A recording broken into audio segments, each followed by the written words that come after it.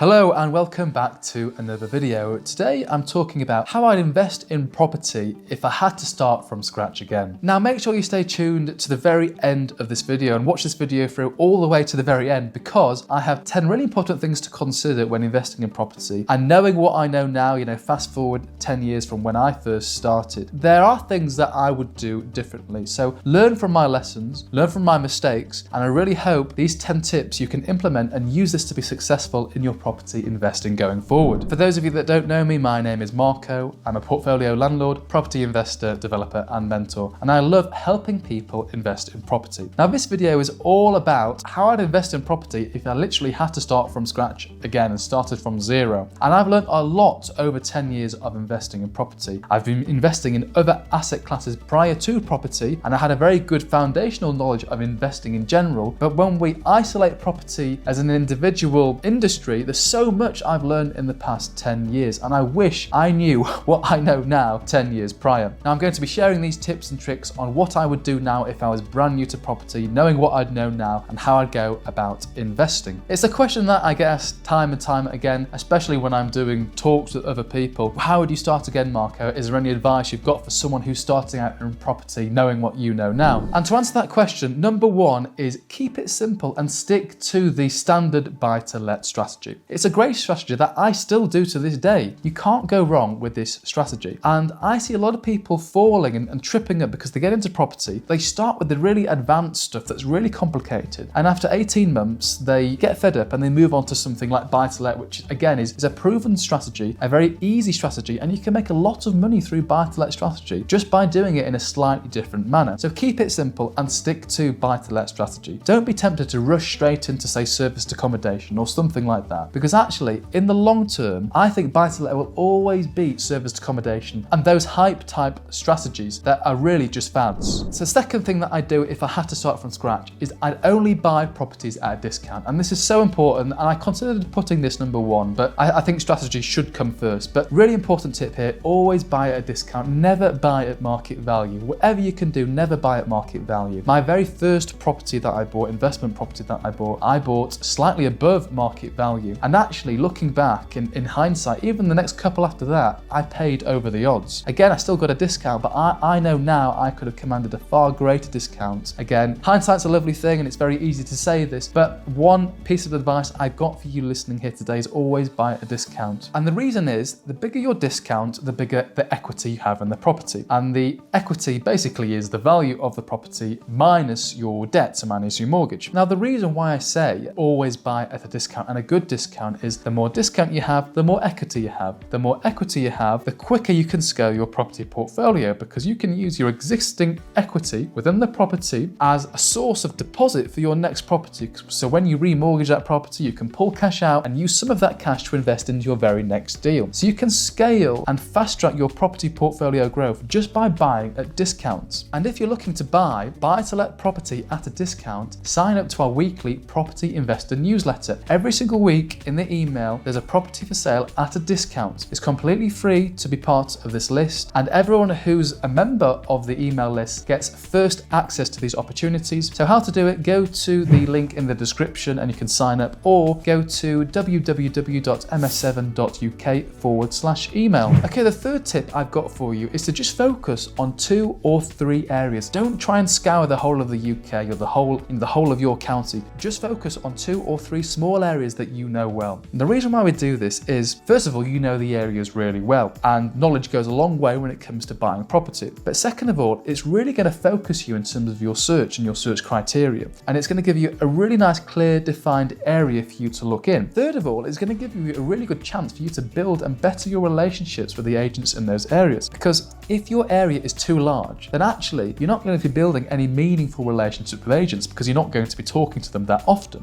Whereas if you're just targeting 1, 2 or 3 small areas, you'll be speaking to those agents near enough every week, and you'll be building your relationship with them. And as I've mentioned before on the channel, the better your relationship with an agent, the more discounts you can command. So following on from number 3, number 4, which is again, is be specific and focus on a type of property. Don't be looking for all different types of properties. Narrow your search. You could just say, right, well, Marco, I'm just looking for freehold houses between 1 and 2 bedrooms. Or you could say, right, well, I'm just looking for flats again between 1 and 2 bedrooms. Really narrow down your search, because if you're narrow with the type of property you'll want and you're specific with the areas that you want to invest in, then when the right deal comes up, you'll be able to tell if that's a good or a bad deal. Now, number 5, as I've already alluded on this video, I think I got a little bit ahead of myself, is be building relationships with agents. I wish I'd done this from day one. I was only conscious about my relationships and building my relationships with agents probably only a couple of years into my property journey. But actually, if I'd been doing it since day one, I'd have, a far greater number and better quality relationships than I have now. Don't get me wrong, I'm still very happy with my network and my book of contacts and my book of agents. And really, it's come a long way, and most of my deals now I get directly from agents. But if I'd have started this from day one, then there'd be far more opportunities that would have come my way. So how to do this? Well, it's quite obvious. Go to the agents in your areas that sell investment properties, that sell maybe tenanted or buy-to-let properties,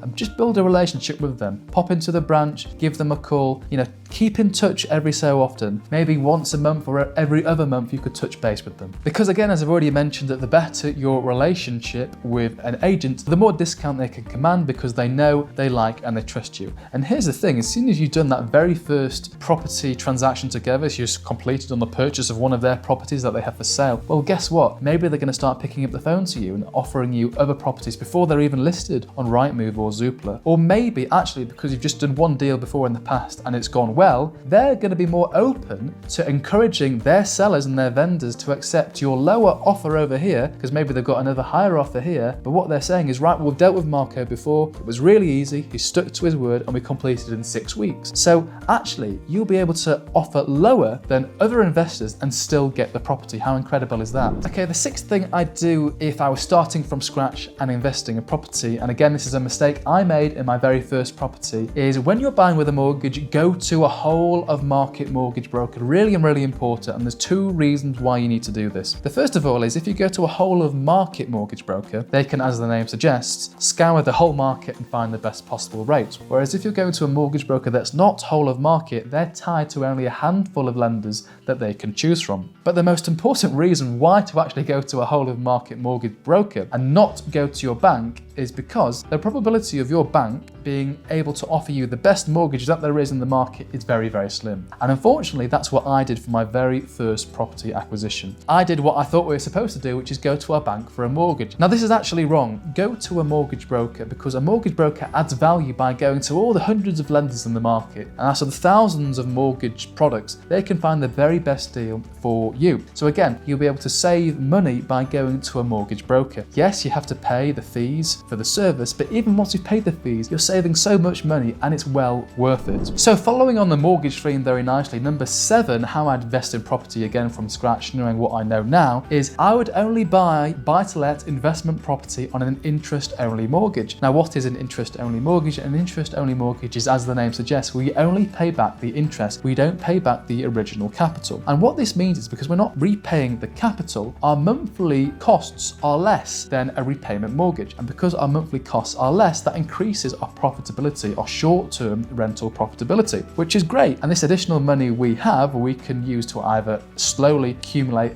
a deposit to invest in another property itself, or actually it just gives us more money on a monthly basis and increases our cash flow. Now, the reason why I say this is most buy-to-let investors do buy on an interest-only mortgage, and they don't repay the capital like most people do on their own homes. If you have your own home, you normally repay the capital. So after however many years, 25 years, you've paid off your mortgage and there's no debt on the property. Normally with buy-to-let property, it's slightly different. We're not actually bothered about ever paying off that debt, because there are 2 ways how we can exit from this. The first is simply just by remortgaging. We're remortgaging and we're extending that debt, which is fine and that's okay. The second is by selling the property, because once we sell the property, minus the debt we've got on the property, i.e. the mortgage, then we realise that equity once the property has sold. So that's a way of paying back the mortgage, and I hope that makes sense. Now, before we finish on the mortgage side, if you are looking for a mortgage broker, one that I use, know, like and trust, I've had him on the channel before, he's a great guy. If you have a look at our interview and podcast series, you'll see the very first episode is with Paul, and you want to be put in touch with my mortgage broker, Paul, then head to my website, www.ms7.uk, click at the top where it says use our suppliers, and scroll down, click the box that says mortgage broker, and I'll put you in touch with Paul. He's a great guy and he's helped me with an awful lot of mortgages, and he's saved me so much money. Paul has saved me tens of thousands of pounds when it comes to obtaining mortgages. Okay, so number 8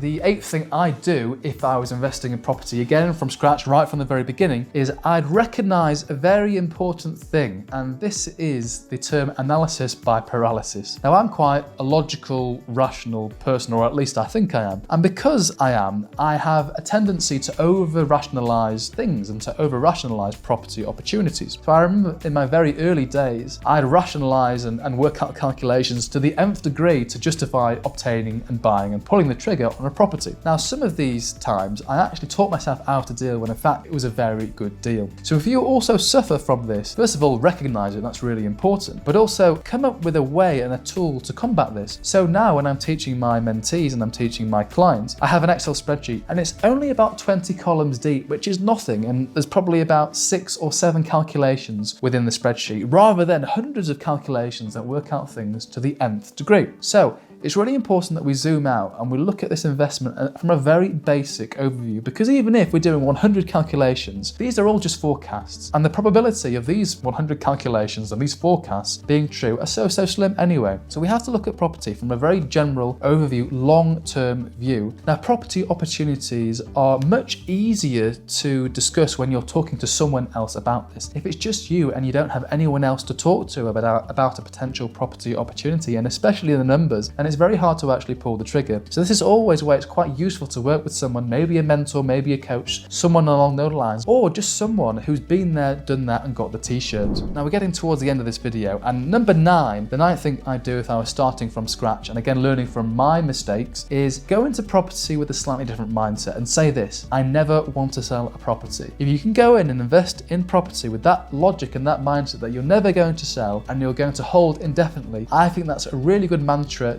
to be abiding by, because I sold my very first property that I bought. Now, I made lots and lots of money on my very first property, both through the rent and when I sold the property. But knowing what that property is worth now, do I regret selling it? Yes, I think I do. So I certainly would have preferred to hold on to that property. And as you know, I can count on one hand the amount of properties that I've sold. I really like to buy and hold forever. So with that being said, learning from my mistakes and learning from my lessons, if you can invest in property with the mantra and the idea that you're never going to sell a property and you're going to hold on forever, I think that's absolutely amazing. Right, the last tip, really important tip, and I see a lot of people fail and trip up here. Number 10, don't rush into property. No deal is better than a bad deal. Time and time again, when I'm bored, my new mentees, I see them rushing to get into property and to get their first property across the line within weeks. And it's just about slowing things down, calming things down, and just saying, right, well, this is going to take time. We've got to accept the fact it's going to take time, especially if we're getting a below market value deal. They don't come about every single week. It could be 3 months before we've even bought our very first property, but that property deal is so good that it's worth waiting 3 months for, because as soon as we complete, there's so much equity in that deal that actually when we refinance in 2 or 5 years time, we've got enough to buy our very next property, or maybe we've got enough for half the deposit to buy our very next property. So don't rush, take your time, be calm. Remember, no deal is better than a bad deal, and you will eventually get a very, very good deal if you're following the process. So let's recap and go through in order 10 things that I would do again if I was starting from scratch and I had to invest in property. I'm just going to look to my laptop now because again, there's no way I can remember 10 off by heart. So number 1, which is stick to the single buy-to-let strategy. Number 2 is only buy at a discount. Number 3 is focus on 2 or 3 small areas that you know really well. Number 4 is again, focus on one particular property type. It could be, say, freehold houses that are between 1 and 2 bedrooms. Number 5, build relationships with agents from day 1. Number 6 is go to a whole of market mortgage broker. Don't go to your bank. Number 7 is consider opting for an interest-only mortgage and don't repay the capital. Number 8 is recognize analysis by paralysis and do not fall victim to it. Number 9 is consider holding a property indefinitely and not selling. And number 10 is don't rush, keep calm, no deal is better than a bad deal. Now, I was very fortunate when I decided to invest in property. I'd surrounded myself with lots of property professionals, seasoned property investors, and I got a lot of wisdom from them and they shared their knowledge with me, and I'm so grateful that they did that, and I certainly wouldn't be where I am here today without their guidance, without their wisdom, and without their knowledge. Therefore, surround yourself with property professionals, surround yourself with property investors and developers, surround yourself with portfolio landlords, and take on board what they're telling you. Don't get me wrong, maybe their strategy isn't the strategy that maybe you want to opt for, but there's lessons you can learn learn from them. And with that being said, if you're looking to take on Property Mentor and really help grow and scale your property portfolio to the next level, go to my website, www.ms7.uk, click on the coaching and mentoring, and if you scroll down to the bottom of the page, you can book in a call with me and we can see if we're right to work with each other. So I really hope you've enjoyed this video. Have I missed something? Maybe you've learned something from your property journey so far that I haven't mentioned. Feel free to comment below, and as you know, I personally respond to all comments I receive on the videos. Thank you very much for watching this video all the way through to the very end, and I wish you all the very best with your property investing day.